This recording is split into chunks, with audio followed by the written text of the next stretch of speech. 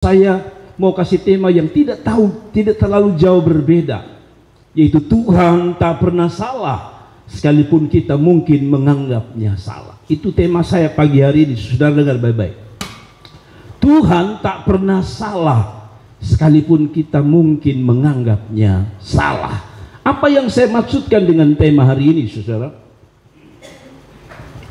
Tuhan tak pernah salah sekalipun kita menganggapnya salah. Keluaran pasal 14 ayat yang ke-1 sampai ayat 14, saudara. Saya mau kasih tahu saudara, dengar pernyataan saya ini, dengar pernyataan saya ini. Tuhan selalu menuntun kita di jalan yang benar, sekalipun kita mungkin menganggapnya salah. Saya ulangi lagi, saudara. Tuhan selalu menuntun kita di jalan yang benar, sekalipun kita mungkin menganggapnya salah. Keluaran pasal 14 ayat 1 sampai 14 saya coba baca untuk saudara sekalian. Berfirmanlah Tuhan kepada Musa, saudara bisa lihat di Alkitab saudara.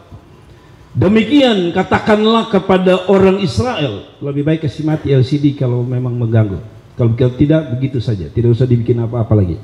Berfirmanlah Tuhan kepada Musa, demikianlah katakanlah kepada orang Israel, supaya mereka kembali berkemah di depan Pi-hahirot, antara Migdol dan laut, tepat di depan Baal Zephon.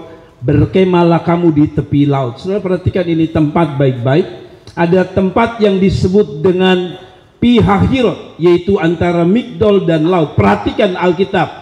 Saya ulangi lagi, berfirmanlah Tuhan kepada Musa, demikian katakanlah kepada orang Israel supaya mereka balik kembali dan berkemah di depan Pi-hahirot, antara Migdol dan laut, tepat di depan Baal Zephon. Berkemahlah kamu di tepi laut. Perhatikan. Kalau saudara baca ayat yang ke-1 ini, itu asal mereka pergi ke sana, ke mana itu dikatakan ke Pi-hahirot, itu hanya karena satu alasan. Karena perintah Tuhan. Firman Allah berkata, berfirman Tuhan, Tuhan suruh orang Israel ke sana. Perhatikan baik-baik, ini dimulai dengan ini. Tuhan suruh ke sana, berarti Tuhan tahu di sana tempat yang dia mau. Yang kedua, kalau dia suruh berarti itu tempat yang benar. Dan yang ketiga, kalau dia suruh pasti dia punya tujuan yang baik. Tidak salah dia tuntun. Tapi kalau saudara baca lompat langsung ayat 9, saudara perhatikan ayat 9 di Alkitab saudara, maka bunyinya begini. Adapun orang Mesir, segala kuda dan kereta Firaun, orang-orang berkuda dan pasukannya mengejar dan mencapai mereka pada waktu mereka berkemah di tepi laut dekat Pi-hahirot di depan Baal Zephon. Perhatikan baik-baik, ini menarik untuk kita renungkan. Tuhan suruh mereka lari, tinggalkan Mesir dengan raja dan pasukannya yang akan mengejar mereka, dan Tuhan suruh mereka ke Pi-hahirot. Dan dalam ayat 9 justru para musuh itu mengejar dan dapat mereka di tempat di mana Tuhan suruh.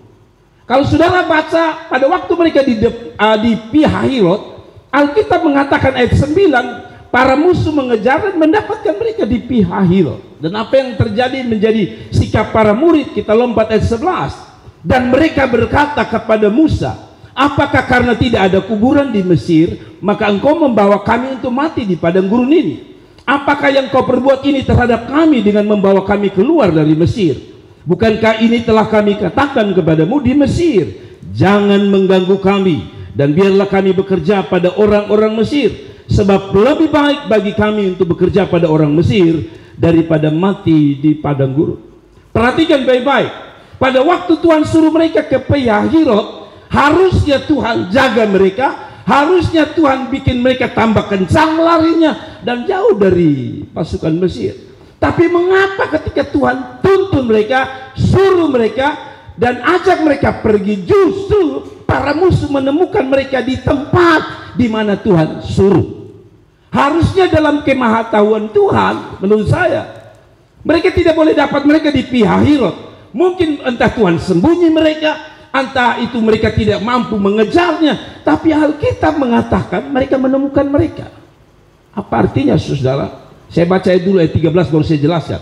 Tapi berkatalah Musa kepada bangsa itu, jangan takut, berdirilah tetap dan lihatlah keselamatan dari Tuhan yang akan diberikannya hari ini kepadamu, sebab orang Mesir yang kamu lihat hari ini tidak akan buat kamu lihat lagi selamanya. Tuhan akan berperang untuk kamu dan kamu akan diam saja. Lihat begini, saudara lihat. Tadi tema saya mengatakan bahwa Tuhan tidak pernah salah, walaupun kadang-kadang kita menganggapnya salah. Saudara-saudara dengar baik-baik. Orang Israel menganggap Tuhan salah dengan mengatakan, kenapa Tuhan bawa ke pihak Herod dan sekarang para musuh mau tangkap kami. Saya tanya saudara, kalau saudara di pihak ini, siapa yang disalahkan? Tuhan atau orang Israel? Kalau menurut saya, orang Israel punya alasan yang logis. Benar. Kenapa Tuhan suruh kami ke sini? Kalau hanya disuruh keluar lalu ditangkap di sini, kenapa tidak biarkan di Mesir? Toh kami sudah ditangkap di sana. Mungkin saudara berpikir itu kan cerita Israel. Apa yang menjadi terapan firman Tuhan untuk saya? Begini saudara. Kadang-kadang Tuhan itu kan sudah tuntun kita bilang, kita harus cinta Tuhan. Kita harus hidup benar. Betul ya? Lalu ayat yang lain mengatakan, tidak pernah kulihat orang benar ditinggalkan. Loh, saya sudah jadi benar. Tuhan suruh saya jadi benar, dan engkau bilang saya tidak akan ditinggalkan. Kenyataannya saya jadi benar, tapi kadang-kadang saya seperti ditinggalkan Tuhan.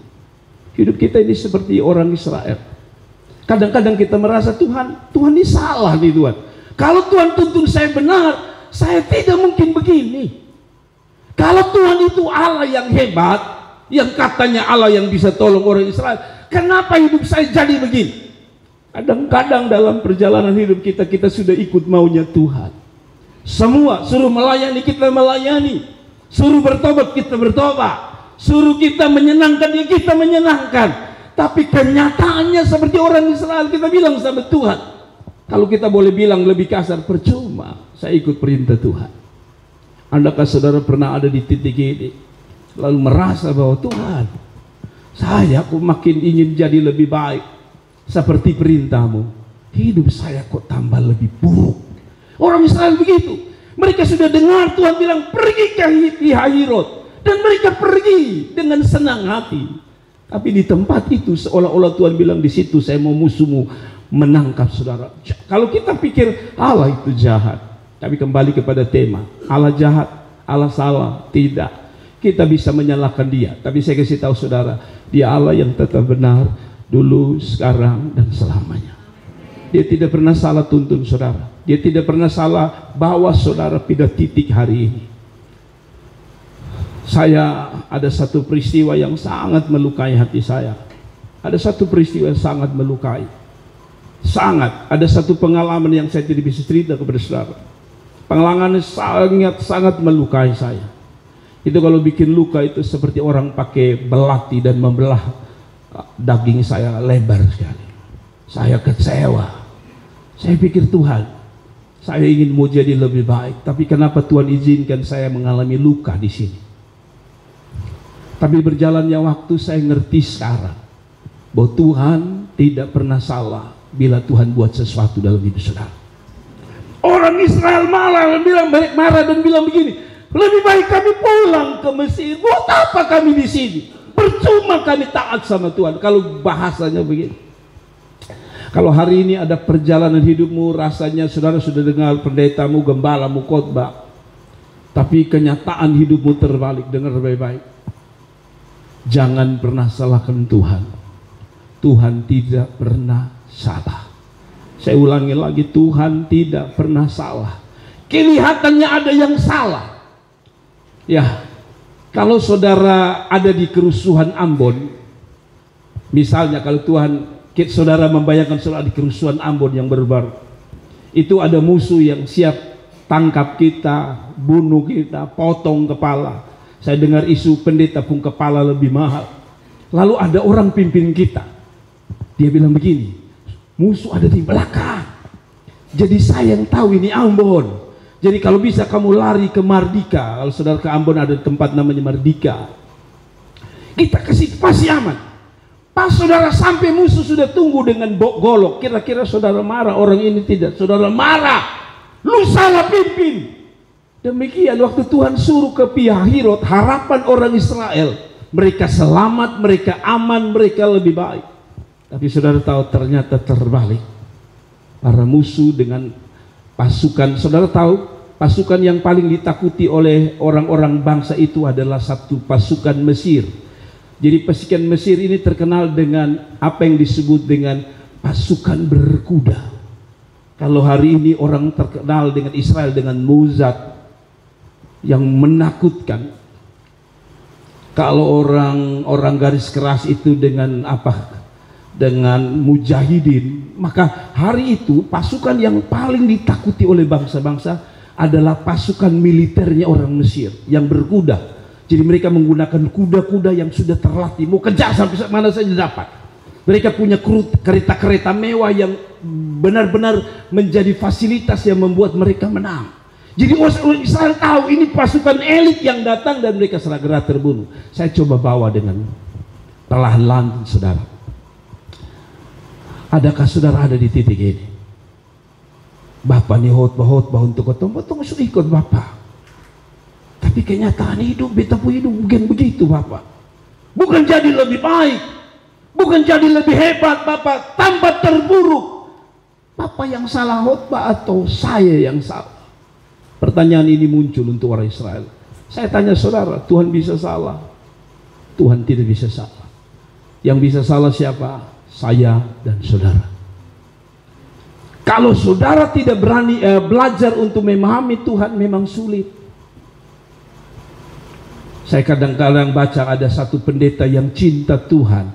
Saya lupa di negara mereka. Cinta Tuhan, sayang Tuhan bersama istri dan anak-anaknya. Mereka melayani sungguh-sungguh dengan Tuhan. Satu waktu istrinya diperkosa oleh penjahat. Dia pikir, dia bilang begini, Tuhan saya ini melayani Tuhan. Istri saya melayani Tuhan dengan cinta yang luar biasa. Kami beri hidup kami. Kenapa istri saya diperkosa? Kadang-kadang hidup ini misteri, saudara. Tidak ada yang berjalan pasti semuanya menyenangkan. Dan saya juga harus belajar bahwa memang dalam pelayanan ya seperti hari ini. Kadang-kadang saya harap jadi lebih baik pelayanan gereja ini. Tapi kadang-kadang saya harus terima kenyataan bahwa inilah manusia. Selalu hari ini baik, besok kurang baik. Hari ini kita kasih yang terbaik, besok tidak terbaik. Karena memang kita bisa salah. Tapi Tuhan tidak pernah salah. Amin. Jangan pernah menyalahkan Tuhan. Pertama karena Tuhan tidak pernah salah. Tapi coba saya bawa saudara di dalam cerita ini. Saudara dengar kata saya ini. Tuhan selalu menuntun kita di jalan yang benar. Sekalipun kita mungkin menganggapnya salah. Hari ini saudara bisa berkata Tuhan salah. Saya pun bapak baru meninggal. Kenapa mama lagi? Salah Tuhan. Hari ini saudara berkata Tuhan, orang sudah sungguh-sungguh ada sehat. Kami yang memimpin pujian, melayani, sakit. Salah nih Tuhan. Jangan pernah menyalahkan Tuhan. Karena Tuhan tidak pernah salah. Pertanyaannya adalah di sini, saudara. Persoalannya bukan membuat kita menyalahkan orang lain atau menyalahkan Tuhan, tapi kita harus yakin bahwa di balik persoalan ada rencana Tuhan yang indah. Saya tanya saudara, saudara coba jawab saya. Kalau saudara di posisi Israel, siapa yang saudara salahkan? Tuhan? Pasukan orang Israel itu sendiri yang lemah? Atau kita mengatakan situasi yang salah, yaitu kenapa orang Mesir dapat kita di sini? Maka saya percaya jawaban kita variasi. Ada yang mengatakan memang Tuhan, saya agak ragu dengan Tuhan, karena Tuhan bukan maha kuasa. Yang saya tahu di akhirnya menjebak kita sendiri di situ. Tapi mungkin juga ada posisi yang kedua, yaitu kita akan berkata memang kami lemah.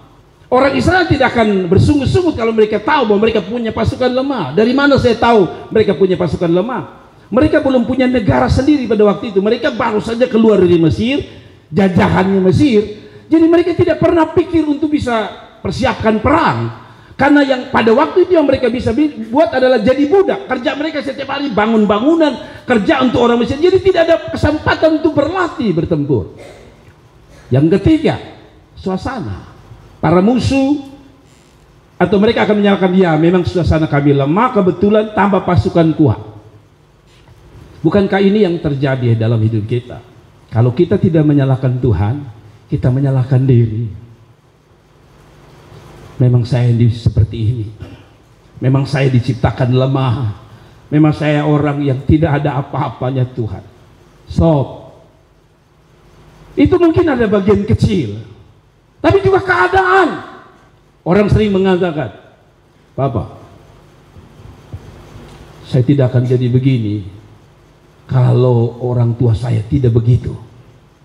Saudara tahu Joyce Meyer? Joyce Meyer adalah seorang pembicara, seorang wanita pembicara yang sangat hebat. Waktu dia lahir sebagai wanita yang cantik, kalau saudara lihat Joyce Meyer di umur sekitar 70-80, cantiknya minta ampun. Saya bisa bayangkan dia umur 20 model apa. Tapi di masa kecilnya dia diperkosa oleh orang tua, bapak kandungnya sendiri, kira-kira 200 lebih kali. Ini yang terjadi, kenyataan.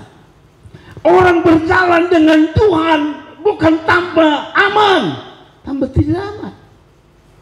Salahkan orang lain, salahkan diri, salahkan Tuhan. Saya berharap tidak. Tapi saya selalu bilang begini, saudara. Ketika kita berhadapan dengan masalah apapun, ingat, saudara tangkap ini inti khotbah saya. Apapun yang saudara hadapi, khusus masa-masa sulit, masa-masa sukar, masa-masa Anda menangis, dengar baik-baik. Pertama, jangan salahkan Tuhan, jangan salahkan lingkungan, tapi bilang, Tuhan, saya percaya Tuhan sedang berurusan dengan saya. Saya ulangi lagi, jangan salahkan apapun walaupun kita punya alasan. Tapi saya mau bilang, Tuhan tidak pernah berurusan dengan siapapun. Tadi saya bilang, waktu saya terluka dengan orang-orang tertentu yang membuat saya terluka, sangat terluka. Orang-orang pelayanan yang buat saya benar-benar terluka. Saya waktu itu menyalahkan mereka, A, B, C, D. Saya menyalahkan mereka. Tapi ketika saya makin hari makin kesini, justru saya terbalik. Saya berhenti untuk menyalahkan mereka. Walaupun pada awalnya saya tahu ini terluka gara-gara mereka. Tapi Tuhan seperti bilang begini, saya tidak ada urusan dengan mereka yang melukaimu. Saya ada urusan dengan kamu. Saya kaget waktu Tuhan kasih tahu saya bahwa saya tidak ada urusan dengan persoalanmu. Saya urusan dengan kamu. Artinya apa? Sebuah peristiwa terjadi, kadang-kadang itu hanya merupakan alasan. Tapi tujuan utama berurusan itu bukan dengan persoalanmu, bukan dengan sakitmu, bukan dengan beban dan pergumulanmu. Urusan pertama Tuhan dengan saudara adalah pribadimu sendiri. Saudara dengar baik-baik. Kalau sampai Tuhan izinkan sesuatu terjadi, dengar baik-baik. Itu karena ada urusan Tuhan dengan saudara, bukan dengan siapa-siapa. Amin. Amin. Contoh tadi, ketika saya mengatakan saya kecewa, saya marah orang-orang itu, saudara tahu satu, Tuhan mau ajar apa? Kamu sendiri berarti belum bisa mengampuni mereka. Hah? Ngerti? Persoalan kadang-kadang kita marah orang A, B, C. Tuhan tidak pernah urusan dengan mereka. Saudara bisa bayangkan kalau tiap hari Yusuf hanya bisa bilang begini, Tuhan, bepung saudara jual beta. Betul ya? Lalu dia bisa bilang, Tuhan ini Potifar, istri Potifar yang bikin beta, ganggu beta. Maka Tuhan tidak pernah mengerjakan sesuatu yang dahsyat untuk Yusuf. Apa artinya? Semua itu bukanlah alasan untuk kita menyalahkan mereka. Tapi dia mau bentuk Yusuf jadi orang yang luar biasa. Jadi kalau ada persoalan, jangan salahkan Tuhan, jangan salahkan lingkungan, jangan salahkan siapapun. Mungkin Tuhan sedang berurusan dengan saudara. Dan ternyata benar. Orang Israel, Tuhan sedang bilang begini, saya tidak ada urusan dengan itu musuh, itu gampang. Saya tidak ada urusan dengan Laut Teberau, karena saudara tahu mereka ada di Laut Teberau. Saya tidak ada urusan di itu, karena itu gampang. Yang saya sedang urus adalah kamu. Di keadaan ini saya mau lihat kira-kira kamu ini mau mengerti maksud saya atau tidak. Kalian mau mengerti rencana saya atau tidak? Sampai di sini sudah mengerti. Sampai sini sudah mengerti. Tuhan punya rencana. Kalau begitu Tuhan punya rencana apa untuk orang Israel? Satu, orang Israel mau diajar begini. Kalian ini sebenarnya begitu mengenal orang Mesir dengan pasukannya, karena mereka lama ditawan, ratusan tahun atau puluhan tahun mereka dijajah, mereka diperbudak. Jadi mereka kenal siapa orang Mesir. Pasukannya mereka hebat, orang rajanya juga hebat, ya, semua mereka kenal. Tapi satu, mereka kenal persoalan mereka, tapi sebenarnya mereka tidak mengenal Tuhan mereka. Bukankah ini yang terjadi dalam hidup kita? Kenapa orang stres waktu bilang kamu diabetes? Kenapa orang mengatakan stres waktu dia berkata kamu kanker? Kenapa orang stres waktu orang mengatakan kamu apa namanya? Apa imun itu yang kemarin kena dia itu autoimun? Kenapa Anda lemah? Kenapa Anda putus asa? Karena kita kenal kalau autoimun itu bahaya, kanker itu bahaya, tumor itu bahaya. Tapi sayang, kita tidak kenal Tuhan kita.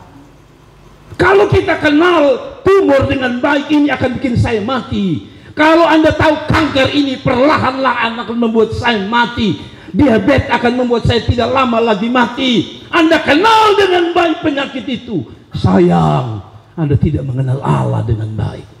Kalau Anda mengenal Allah dengan baik, bilang benar, diabetes bikin rusak segalanya, kanker bisa bikin orang mati, tapi penentuku yang aku kenal adalah Allah yang mampu melakukan mujizat.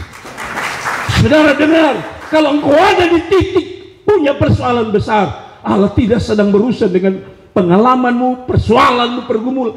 Allah sedang mau engkau kenal tidak Tuhan. Dan banyak orang kehilangan harapan di sini. Mari kita lihat ayatnya. Aku akan mengeraskan hati Firaun. Bayangkan, sudah terkejar tempat di mana Tuhan suruh. Sekarang dia mengatakan aku akan mengeraskan hati Firaun sehingga ia mengejar mereka. Dan terhadap Firaun dan seluruh pasukannya, aku akan menyatakan kemuliaanku sehingga orang Mesir mengetahui siapa. Saudara-saudara, orang Mesir tahu siapa? Akulah Tuhan. Kita kenal dengan baik persoalan kita. Kita tahu kelemahan kita, tapi sayang kita tidak mengenal Tuhan kita. Saudara mengerti sampai di sini? Ini yang terjadi dengan hidup kita hari-hari ini. Kenapa orang gampang bunuh diri? Karena stres. Kenapa stres? Karena dia tahu dia punya persoalan tidak bisa dia tolong. Kenapa dia rasa dia tidak bisa tolong dirinya? Karena dia hanya bisa mengenal dirinya dan persoalannya, tapi sebenarnya dia tidak mengenal Allahnya. Saya bersaksi sedikit, saudara. Saya WA kepada salah satu jemaat. Saya bilang, kita mau bikin acara seminar kemarin ini. Lalu saya bilang, Tuhan, oke, ini kalau ini acara, saya tahu ini acara bagus, jadi saya minta Tuhan tolong saya. Saya WA, saya bilang, tolong dukung saya ya. Setelah itu Tuhan gerakan saya gini, karena dosen saya bilang gini, kasih makan snack saja untuk jemaah, biar mau kue 1 buah kah. Tapi saya bilang, Tuhan, saya janji saya yang kasih makan. Saya tidak punya uang, tapi saya janji saya mau kasih makan. Saya omong ke ibu gembala, lalu saya bilang, coba hitung semua. Lalu saya bilang, oke, saya mau. Lalu kita sudah berjalan semua. Saya pikir, Tuhan, saya mau kasih makan, biar nasi, mie sama telur tidak apa-apa, tapi kan biaya juga. Lalu keadaan seperti itu, saya damai sejahtera saja. Saya tidak takut, karena saya tahu Tuhan, kalau Tuhan suruh saya perlu taat saja. Dan kenyataannya, ada orang telepon saya, Bapak, saya punya berkat, saya mau kirim kasih Bapak. Yes, saya kasih. Saudara-saudara, yang menarik adalah saya tidak punya uang banyak di rekening. Nah, ada banyak yang belum bayar buku. Ada yang bilang nanti bulan depan. Nah, memang saya dapat bonus sedikit, tapi setelah saya kalkulasi lebih banyak belum bayarnya. Tapi kemarin saya bayar lunas. Saya maksudnya bayar yang punya beliau, tinggal beberapa rupiah. Tapi saya kasih tahu saudara, intinya semua beres. Ada saja berkat Tuhan yang Tuhan kasih untuk saya. Saya kasih tahu saudara, kalau engkau kenal Tuhanmu dengan baik, engkau tidak khawatir tentang hidup saudara. Sekali lagi, kalau engkau kenal dengan baik, engkau tidak khawatir. Saudara tahu lucunya orang Israel ini, sebelum mereka masuk ke Mesir, atau sebelum Musa tarik mereka keluar dari Mesir, saudara tahu, Musa itu pergi dan lakukan 10 tulah. Bagi orang Mesir itu tulah, itu kutuk, tapi bagi orang Israel itu mujizat. Kenapa? Karena Musa taruh di pun tongkat, donju taruh. Jadi ular, donju jadi ular. Tapi sudah tahu ularnya Musa itu makan ularnya orang Mesir. Saya kasih tahu saudara, waktu saudara kenal Tuhanmu dengan baik, Anda tidak akan pernah takut dengan hidup. Saya ulangi lagi, kalau engkau kenal Tuhanmu dengan baik, engkau tidak akan pernah takut yang namanya hidup itu sendiri. Beda dengan ini, orang Israel tidak kenal Tuhan, makanya lihat orang Mesir bilang pas kami mati. Tapi kalau orang kenal Tuhan, mereka berkata tidak apa-apa, Mesir kejar kami, tapi Allah kami hebat, dia akan bela kami. Itu bukan menyalahkan masalah, bukan menyalahkan diri, tapi duduk dan bilang, sudahkah kita kenal Tuhan kita dengan baik? Saya tanya saudara, sudah kenal Tuhanmu dengan baik? Saya belum sempurna mengenal Tuhan, dan tidak boleh ada yang mengatakan dia sudah sempurna mengenal Tuhan. Tapi minimal orang yang mengenal Tuhan tidak pernah khawatir dengan hidup ini. Saya harus jujur, baru 2 tahun ini saya melatih diri saya untuk lebih tenang menghadapi masa-masa sulit. 2 tahun ini saya mengalami dan saya makin tidak takut dengan hidup ini. Mau ada uang, tidak ada uang, saya santai hari-hari ini. Kenapa? Karena dalam perjalanan hidup saya, kekhawatiran tidak pernah menolong saya mengenal Tuhan dengan baik. Dengar, kekhawatiranmu hanya akan meruntuhkan iman dan pengharapanmu pada Tuhan. Jadi itu Ibu Gembala selalu bilang, baca Alkitab supaya kita tahu siapa Allah kita. Amin. Saudara lihat di sini baik-baik. Yang kedua, kenapa Tuhan izinkan mereka ada di Pi Hahirot, ditangkap di sana? Yang kedua, karena Tuhan tadi saya bilang tidak ada urusannya dengan Laut Tiberau, dia tidak ada urusannya dengan pasukan Mesir yang kuat, dia berurusan dengan orang Israel sendiri yang punya kelemahan. Dia tidak ada urusan ini itu. Dia hanya mau urusan dengan pribadi lepas pribadi orang Israel. Dan urusan itu adalah urusan kita, membuat kita makin berserah sama Tuhan. Sekali lagi, kalau Tuhan tuntun di situ bukan engkau menyalahkan Tuhan, tapi dia mau didik untuk kamu berserah dan bukan menyerah. Kalau Tuhan taruh beban berat dalam hidup saudara, ada air mata di situ, dia tidak bermaksud membunuhmu, tapi justru sebaliknya dia mau didik supaya Anda berserah dan tidak menyerah. Amin.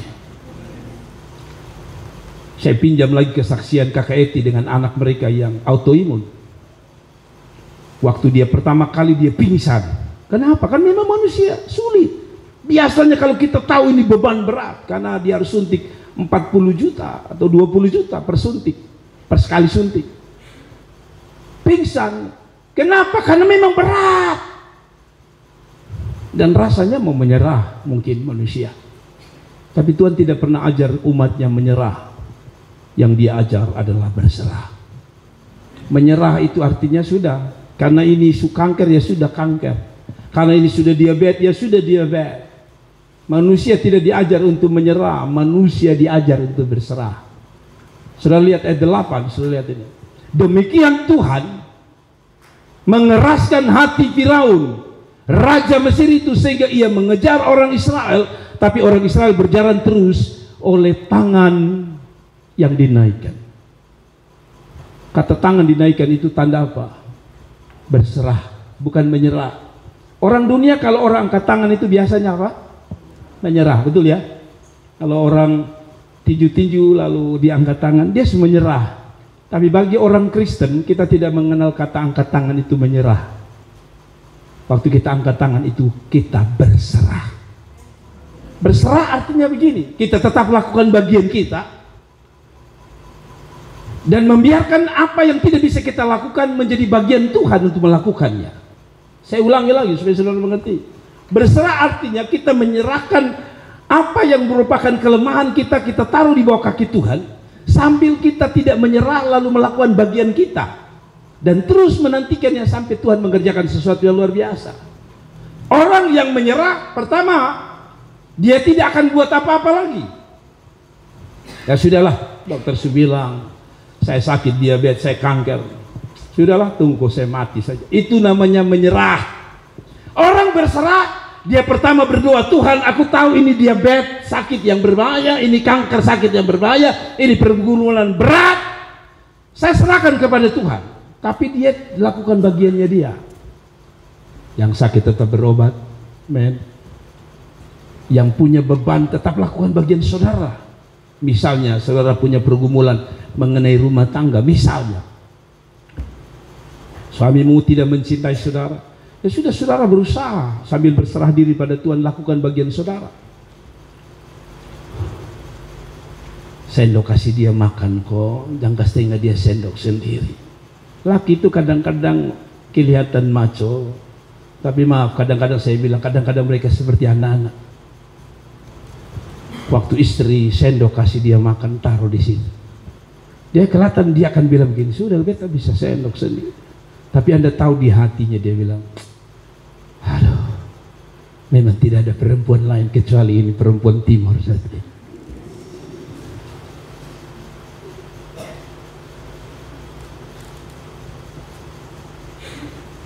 Tapi kan kita rata-rata tidak begitu. Dia bilang tangan yang dinaikkan. Kadang-kadang kita menyerah dan bukan berserah. Dan Tuhan tidak mau saudara menyerah. Amin. Kalau saudara mulai rasa sakit-sakit, ya saudara, bangun pagi hari Sabtu yang biasa saudara tidak bikin apa-apa, saudara bisa pergi ke apa namanya, Car Free Day, CFD ya, kalau orang Indonesia bilang CFD. Jalan-jalan di situ supaya saudara, jantung saudara mulai dipacu kembali. Amin.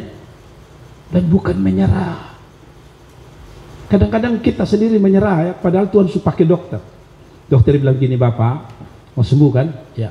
Kita berdoa ya. Tapi selain berdoa, Bapak, ini obat minum 3 kali saat hari. Tapi kalau itu diminum 2 tahun, saudara mulai, orang kasih obat begini, obat saja. Itu namanya Anda menyerah. Amin. Sambil minum bilang, Tuhan berkati ini obat Tuhan. Tapi banyak kali yang saya lihat kalau orang minum obat 2 tahun, 3 tahun, pasti menyerah. Lihat itu obat sekali muntah saja. Amin. Tuhan kadang-kadang kasih kita persoalan bukan untuk kita menyerah, tapi berserah. Saudara lihat ini, tangan dinaikkan, bukan tanda menyerah, tapi tanda berserah. Orang berserah, sebelum saya ke 3 ini, saudara dengar ini pernyataan tiba-tiba lewat di kepala saya. Orang yang berserah, kenapa orang bisa berserah? Sederhana, kembali pada poin pertama. Karena dia mengenal Tuhannya dengan baik. Saya kasih contoh ya. Tadi ada yang duduk di situ, di kursi yang sekarang saudara duduk. Ada yang tadi periksa-periksa dulu. Kaki ada bengkok kak. Ya sampai ini karat ini bikin saya duduk, saya jatuh. Ada tadi. Yang saya perhatikan selama saya bergereja di sini, beribadah di sini, khotbah di sini. Saudara datang, pak, duduk. Tidak ada yang bilang, coba cek ini saya 80, ini kira-kira berapa. Saudara pernah tanya di sini orang pertama yang baru datang ke gereja, pernah tanya di situ, ini kursi dong kira-kira saya duduk aman kok?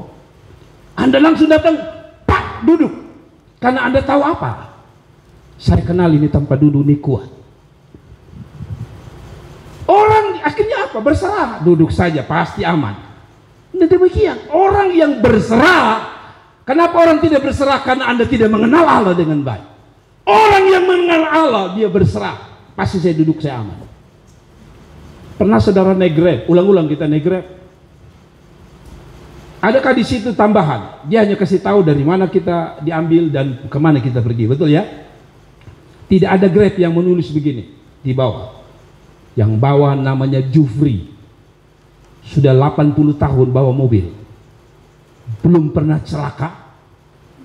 Dan dia kalau bawa aman, tidak ada. Tapi sekali ada pesan langsung duduk, bang, sambil membayangkan, seandainya beta punya mobil ini. Lalu saudara pergi tiba dengan selamat. Saya tanya saudara, kenapa Anda berani pesan lalu Anda pergi? Saya tanya saudara, sudah tahu tidak? Berapa banyak orang yang naik motor tanpa mengetahui siapa pengemudinya? Saya masih ingat, kalau sekarang enak Grab itu ada dia punya syarat-syarat sehingga pilih orang yang mungkin ada kriterianya dengan baik. Tapi saya ingat zaman dulu belum ada aplikasi Grab, itu kita naik ojek.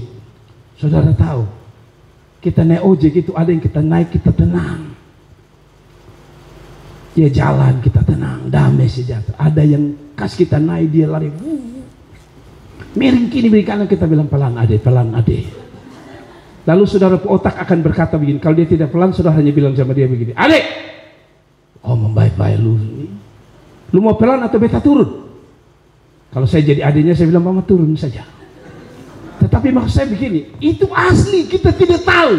Kita baru tahu waktu dia ugal-ugalan. Betul ya?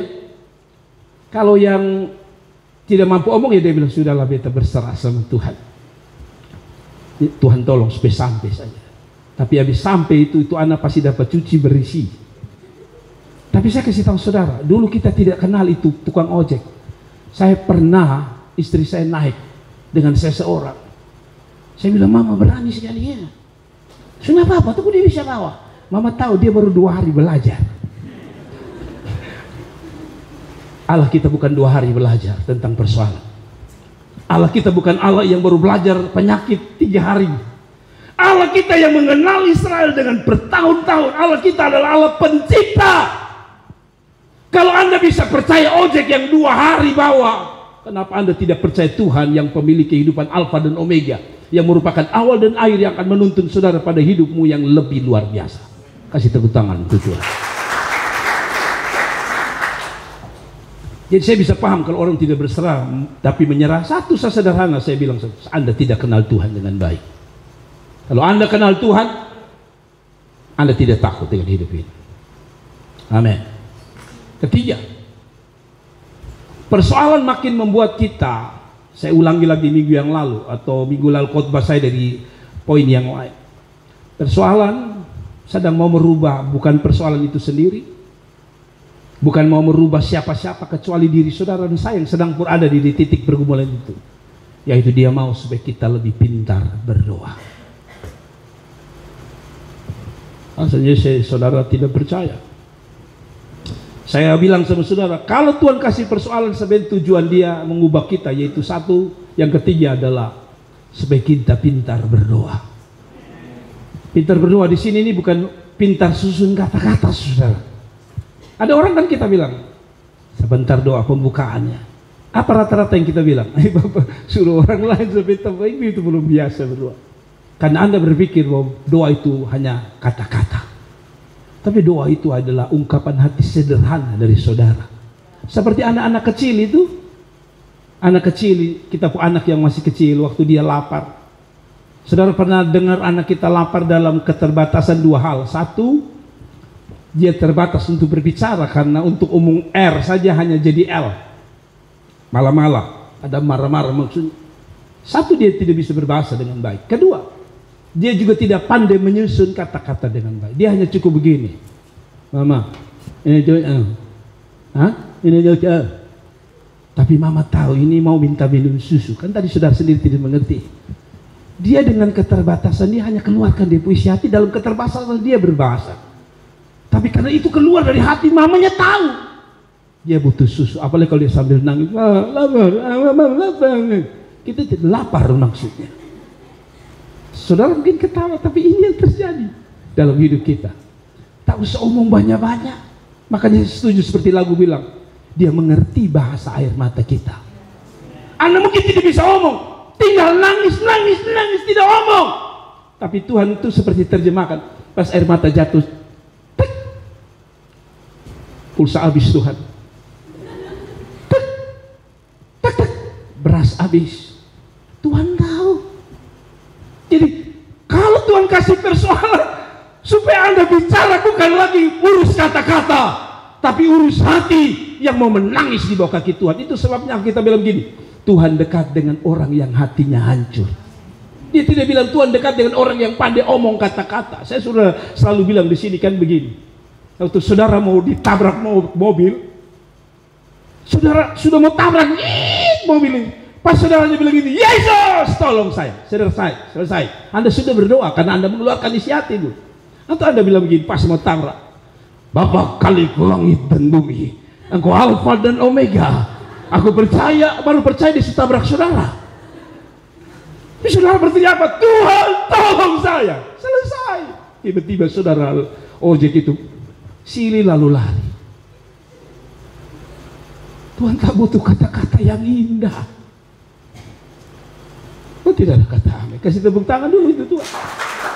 Tak usah susun kata-kata, tambah nada-nada. Bapa di surga, langit dan bumi, Tuhan lebih tahu dari dulu beta yang cipta kok. Yang Tuhan mau tanya apa yang lu mau omong dengan beta. Tapi itulah manusia ya. Kita ini bagikan manusia kupang. Manusia rohani kita ini kadang-kadang seperti manusia kupang. Saya selalu bilang, omong itu tak putar sana, tak putar sini. Theo sebelah rumah, mau pi mana?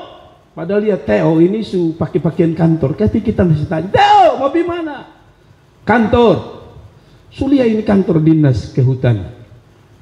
Tidak mungkin ke hutan walaupun dia dinas kehutanan.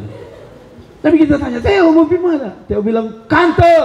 Bahwa ini sudah tahu kau pakai kantor juga masih tanya-tanya lagi. Habis itu kita tahu setiap hari di pulang kita tanya, tahu tidak ada. Ya tahu antar hanya tahu masih lap muka. Tapi kita tanya. Baru terakhir kita kejar, Theo begini Theo. Sengaja Theo bye. Baik, kalau lihat ini makanya minta ke kantor. Kalau lihat sakit tidak ke kantor. Lalu kita minta, bisa minta garam sedikit. Kalau bapak tua belum dibeli. Langsung dia bilang, dari tadi lu tuh seomong tanya kantor, tanya sabun, tanya semua. Kalau lu mau omong garam, omong saya terlambat pergi ke kantor. Kadang-kadang kita dengan Tuhan di model begitu. Kita pikir kita susun dulu. Permulaannya, Bapa di surga, dikuduskanlah namamu. Datanglah kerajaanmu Tuhan. Stop.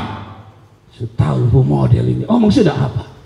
Sebenarnya Tuhan, saya susah banyak. Ya sudah lo omong susah banyak saja. Amin. Saya selalu bilang masalah itu adalah seminar terbaik untuk mengajarkan kita tentang doa. Saya tidak akan mau dengar lagi di sini Bapak seluruh lain. Itu susah omong.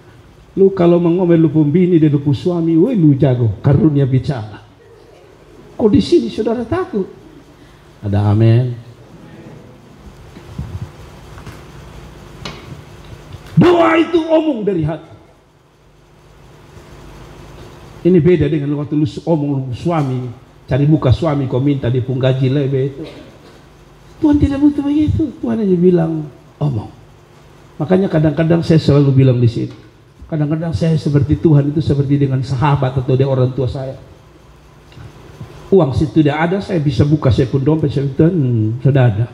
Tidak ada doa bilang Tuhan, ku buka dompetku perlahan, ku tarik resletennya lalu ku tunjukkan bahwa aku tak ada uang. Tak perlu. Saya gini, Tuhan, sudah ada Tuhan. Tutup kembali, saya bilang Tuhan pasti Tuhan jaga saya, Tuhan kasih saya berkat. Selesai. Amin. Tak usah bilang, Tuhan aku percaya Engkau perkasa dan luar biasa, terbukti Engkau memimpin Israel. Tak usah. Kalau saudara belum dapat jodoh bilang saya Tuhan lihat, kasih tunjuk kawan saudara, Tuhan lihat itu Ma'a sudah dapat, Yuni sudah dapat, Ance sudah dapat. Tuhan lihat beta, ayam saja ada pasangan Tuhan. Kenapa beta belum? Itu ungkapan isi hati. Bila ada kata amin. Kau kadang main-main gila saden Tuhan. Ayam saja kasih turun dari kampung. Suruh lihat ayam itu. Pernah saudara punya orang kasih ayam dari kampung, kasih turun di samping ayam saudara, langsung dekat itu ayam main. Saya pikir baru sampai, seolah-olah dia berkata, Tuhan terima kasih, ternyata ayam kota juga ada di sini. Lu yang tiap hari make up, bibir pakai ganti warna ungu, biru, muda, kuning, kelabu, semua lu pakai, tapi lu tidak percaya. Ada amin. Omongin Tuhan selama terlalu lama sendiri. Neo COD juga kirim dia datang. Ada amin. COD juga sudah apa Tuhan, saya siap bayar di sini. Jadi kalau budaya rot itu laki yang bawa bayar beli bilang, Tuhan Neo, kalau Tuhan kasih biar beta bayar beli balas dibayar. Maksud saya adalah omong yang sederhana. Tuhan bukan Allah yang tidak tahu tentang saudara.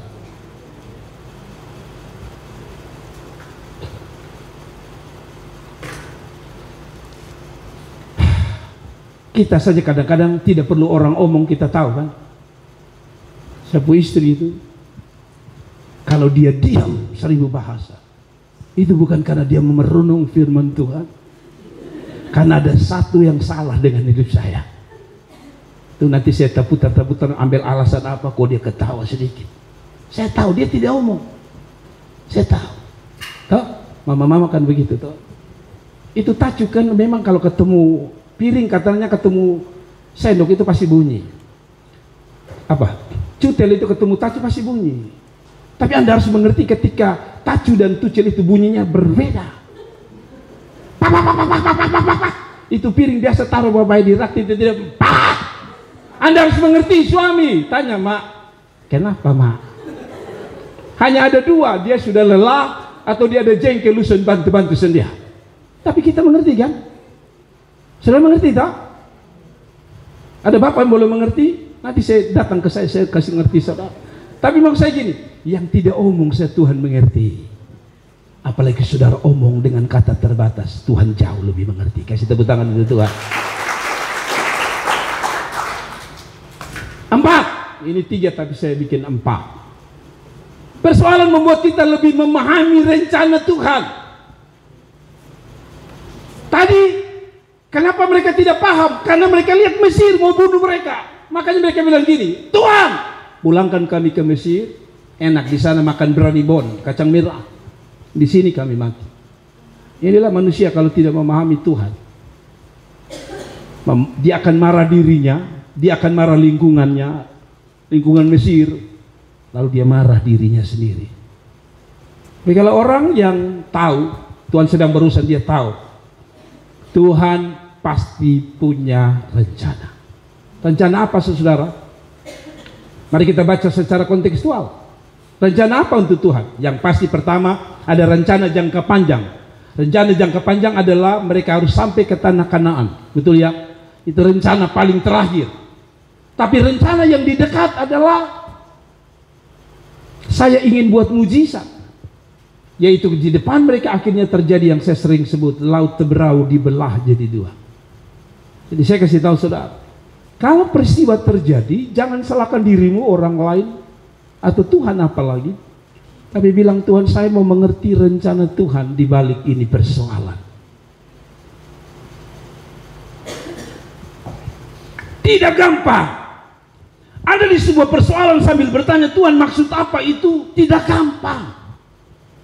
Apalagi pertanyaan itu Anda bertanya bertahun-tahun, tidak gampang. Tapi saya selalu bilang sabar, karena Tuhan tidak pernah salah dengan rencananya. Amin. Rencana dia tetap, planning A-nya tetap, Pihahirot. Rencana mereka apa? Pulang, jangan di Pihahirot. Itu kan mesti orang Israel gitu. Mereka mau coba atur rencana Tuhan. Tuhan bilang Pihahirot. Sekarang mereka bilang tidak, pulang kembali ke Mesir. Lihat manusia, dalam persoalan selalu dia berpikir dia punya rencana lebih baik daripada Tuhan.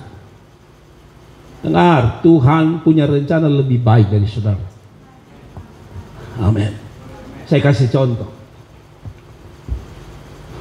Waktu saya masih muda, saya berpikir saya harus jadi polisi, tentara, atau pegawai negeri, karena setiap bulan saya akan terima gaji dengan baik.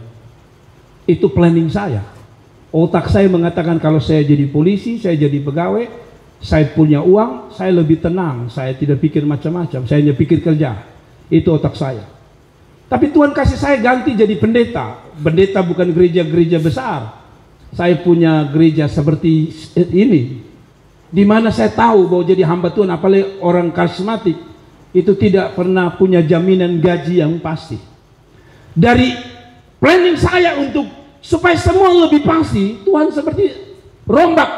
Kalau Tuhan lu jadi pendeta yang tidak ada apa-apanya, yang Tuhan mau apa? Artinya planning Tuhan yang dia mau, rencana Tuhan yang dia mau jalan. Amin. Dan saya akhirnya mengenal betul, seandainya saya ini orang keras, sangat keras. Anak-anak saya dan istri saya tahu, keluarga saya tahu, saya sangat keras. Makanya kadang-kadang saya harus sedikit minta maaf dengan saudara. Karena pertama saya dididik dengan seorang polisi, bapak saya tentara. Jadi mereka didik saya ala militer, jadi saya agak keras. Tapi kadang-kadang saya pikir, kenapa saya dituntun jadi pendeta? Karena tadi dia hanya mau saya kenal dia. Waktu saya kenal dia, saya tidak lagi berpikir tentang tanggal berapa saya terima gaji. Karena saya tahu Tuhan saya pemelihara hidup yang baik. Dan hari ini belum pernah saya tidak makan. Saya masih makan. Bahkan bukan hanya makan, istri saya sampai marah. Stop. Ketika saya mau sonto daging babi 8 sampai 20 potong, sap. Kenapa? Ingat umur, ingat umur. Dia tidak bilang ingat saya, tapi dia ingat umur, kesian sekali. Tapi maksud saya, saudara lihat, Tuhan punya rencana.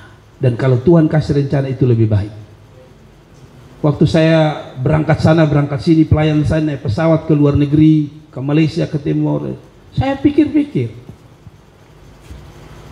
tidak semua pegawai negeri pernah ke luar negeri. Saya sudah pergi. Saya sudah lihat ada pegawai negeri yang sampai mati tidak punya apa-apa. Kalau begitu Tuhan mau bilang gini, lihat, kalau rencanaku jalan, aku bisa pelihara kamu. Jadi jangan atur Tuhan, tapi biar Tuhan yang atur saudara. Berhenti atur Tuhan. Karena kalau saudara atur, saudara binasa. Amin.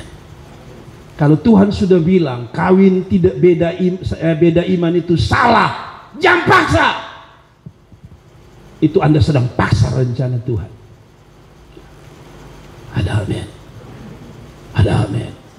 Jangan kita robak ini rencana Tuhan. Tuhan tidak pernah salah. Saya tanya saudara, saudara lahir dari keluarga miskin, saudara bisa rombak? Tidak bisa. Saudara tidak bisa bilang Tuhan, tahu bapaknya tukang ojek, lebih baik dari dulu besok SK lebih dahulu ganti. Saya mau jadi anaknya gubernur. Tapi planning satu saudara, tetap dia yang jalan. Mungkin saudara berkata, bapak saya jahat, mama saya jahat, bapak saya keras, mama saya keras. Ini lihat, didikan Tuhan itu keras. Dia kasih di Pihahirot keras. Saudara tahu itu ada bahasa kerasnya di situ. Sekarang dia bilang saya olah memanggil orang miskin, "Hei, kabas dorang." Tapi sebenarnya Tuhan ada di balik cerita itu. Tuhan tahu bahwa mereka tidak mati. Herannya mereka yang mengatakan mereka akan mati. Makanya mereka minta ke Mesir. Saya kasih tahu saudara ya, dalam posisi saudara sesusah apapun, tunggu di situ dan bilang, Tuhan, saya mau mengerti rencanamu. Kalau mama mau diambil, papa mau diambil, jangan marah. Bilang, Tuhan, saya mau mengerti kenapa bapak mama saya meninggal. Saya mau tahu. Dan saya mau lihat rencanamu yang jalan. Kalau saudara tes polisi 2 kali belum lolos, jangan marah Tuhan. Tuhan Kau bilang nanti melayani tes polisi langsung lulus. Siapa bilang? Saya tidak bilang begitu. Saya hanya bilang pasti ada satu yang Tuhan kasih terbaik. Kalau dia tidak izinkan saudara jadi polisi, sekali lagi, mungkin dia mau saudara jadi yang lebih hebat dari sekedar polisi. Jangan marah Tuhan.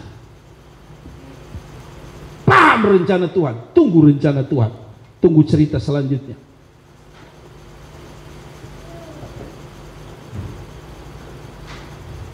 Tadi saya bilang waktu saya dilukai, saya pikir Tuhan ubah. Kalau saya tahu ini melukai, saya tidak akan hadir dalam peristiwa itu. Tapi saya tidak bisa merubah itu peristiwa yang sudah terjadi. Yang saya mau adalah Tuhan, oke, saya terluka Tuhan. Apa maksud Tuhan dengan perasaan saya yang terluka ini? Lanjutkan Tuhan. Lalu Tuhan bilang begini, daripada lu fokus pada yang terluka, fokus melayani Tuhan. Makanya saya menggebu-gebu mulai melayani apa? Saya mulai melayani dengan media. Saya menikmati, saya duduk di kamar, saya bikin khotbah. Daripada ketemu orang hanya dengar kata-kata negatif, lebih baik saya melayani. Dan Tuhan mulai memberkati saya lewat media. Saudara jangan pikir uang dulu, kemarin saya sudah bersaksi. Sudah hampir 50 juta saya dapat dari YouTube. Tapi bukan itu. Saudara tahu, senangnya seorang hamba Tuhan bukan sekedar dia dapat uang. Waktu jemaat mengatakan begini kepada dia, Bapak, waktu Bapak khotbah tadi, pas dan beta. Itu sukacita yang tidak bisa dibayar oleh seorang pendeta, untuk pendeta. Atau saudara berkatakan, Bapak, tadi beta putus asa Bapak. Dan waktu dengar Bapak khotbah, beta seperti dibangkitkan kembali. Anda tahu, itu berkat besar untuk kami. Dan dalam sebuah khotbah saya, ada seorang ibu dari Amerika yang mengatakan, Bapak, saya ditolong Tuhan lewat khotbah Bapak. Saya tidak kenal dia, tapi bagi saya itu berkat yang saya dapat ketika saya mau memahami rencana Tuhan. Amin. Amin. Yang terakhir lalu kita berdoa. Saya baca ini, dan mereka berkata kepada Musa, apakah karena tidak ada kuburan di Mesir? Lihat ini, dia mau rubah, suruh pi Herod, dia suruh pi Mesir. Maka engkau membawa kami untuk mati di padang gurun. Lihat, apakah yang kau perbuat ini terhadap kami? Lihat, tidak mengerti rencana Tuhan dengan membawa kami keluar dari Mesir. Sana Tuhan, bukan di pi Herod. 12, bukankah ini telah kami katakan kepadamu di Mesir? Jangan mengganggu kami dan biarlah kami bekerja pada orang Mesir, sebab lebih baik, bayangkan, bagi mereka di Mesir lebih baik daripada di pi Herod. Ikut Tuhan pun mau, kami di pi Herod, mau dibunuh. Lebih baik di Mesir. Rencana kami mau di Mesir, kok rencana Tuhan mau di pi Herod. Inikah akibatnya? Sebab lebih baik bagi kami untuk bekerja pada orang Mesir daripada mati di padang gurun. Ini kita, ini kita, ini kita. Saya ulangi lagi, ini kita. Ketika kita berada di tempat yang enak, kita selalu berkata, ini Tuhan pun mau. Tapi ketika Tuhan sedikit saja menuntun kita keluar dari zona aman kita, kita balik dan marah Tuhan, ini bukan rencana yang baik. Yeremia 29:11 bilang apa? Aku tahu rancangan yang ada padaku mengenai kamu, yaitu rancangan yang penuh damai sejahtera dan memberikan kepada masa depan yang cerah. Saudara tahu konteksnya mereka ada di mana? Di Babel. Sedang disiksa, sedang dijajah, semua dalam keadaan tidak baik. Tapi orang yang tahu rencana Tuhan selalu berkata, memang peristiwanya buruk, tapi saya percaya di balik peristiwa buruk ada rencana Tuhan yang dahsyat. Kasih tepuk tangan untuk Tuhan. Beda orang Israel marah, salah di Tuhan di pi Herod, salah. Kalau ikut mau saya, saudara, saya jujur. Waktu saya pelayanan di Jakarta, saya cerita istri saya, enak saudara. Saya omong ini bukan saudara lakukan, saya cerita saja. Kalau secara umum pelayanan, saya lebih suka pelayanan di Jakarta. Kenapa saudara? Saya dulu belum jadi pendeta, baru pergi praktek. Itu jam 10 kami dibawa nasi Padang. Di pelayanan Padang gurun bos. Lalu jam sekian kami dijemput, bawa ke tempat penginapan, istirahat dengan baik. Kalau pikir-pikir begitu, enak di sana. Tapi saya memilih pulang ke NTT karena saya mau tantang diri saya. Saya bukan mau lihat rencana saya mau lihat rencana Tuhan. Amin. Makanya saya minta maaf ya. Itu sebabnya saya kadang-kadang saya agak marah kalau orang tidak dengar firman Tuhan dengan baik. Saya selalu ulang-ulang di sini. Karena pertama, saudara tidak kasih saya apa-apa, tapi saya kasih saudara apa-apa, yaitu makanan rohani untuk saudara kuat teguh. Nah kalau sudah dengar makan gratis ini, saya kasarnya saya kasih makan gratis. Siap khotbah itu tidak gampang, itu bagikan orang masak. Adakah ibu-ibu masak di sini tanpa keluar keringat? Apalagi kalau pakai kayu api, suka keringat lagi, air mata jatuh, lombok lagi, batuk-batuk lagi.